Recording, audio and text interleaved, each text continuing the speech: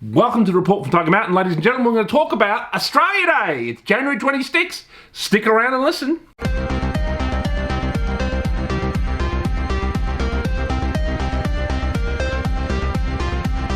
Welcome to the report from Tiger Mountain, ladies and gentlemen. We're going to talk about Australia Day 2024. It's the beginning of the year, so Australia Day is coming up. It's January 26th, and there are a whole bunch of people who want to move the date. And what do we say about them? They're cunts. That's right, ladies and gentlemen. They're scumbags.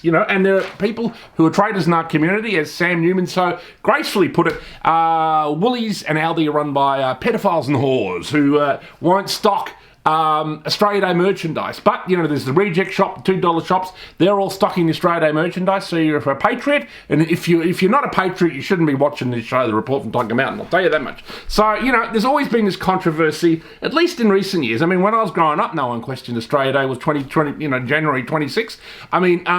But now everyone is like, oh, it's Invasion Day. It's this, it's that. I mean, really, it is. We need a national day, and January 26th is it. If you want to have another holiday, go and have it. Have a second day. If you want to have a second national day, go ahead, have another one. I'm not going to complain if you celebrate Australia twice, but we're keeping January 26th. And, I think after the yes and no vote, the Aboriginal nonsense, and the no landslide, let's be honest, it was a landslide, everyone's over this rubbish. No one's interested in this, Aboriginal nonsense. And there are a lot of Aboriginals that like January 26 as well.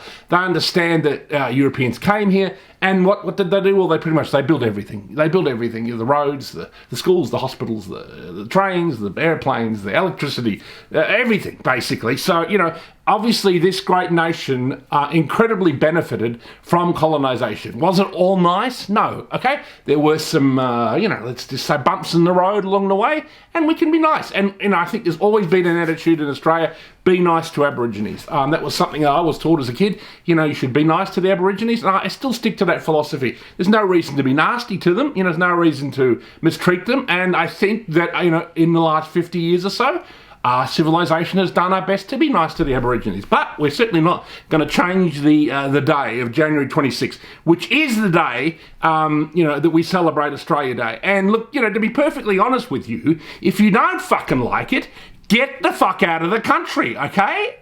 Get on a plane and fuck off. And to be honest, if I was the Prime Minister or the President or the dictator of this country, I'd kick you out. We all know that, like the politicians don't really want it, the Labor politicians particularly don't want to celebrate Australia Day. The traitors like Daniel Andrews, who's now gone and replaced by that Jacinta Allen person.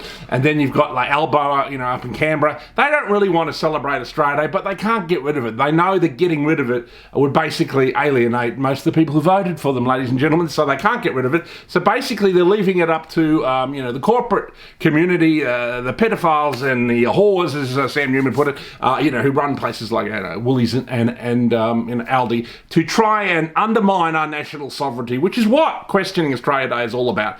And we don't support it here at the Report from Tiger Mountain.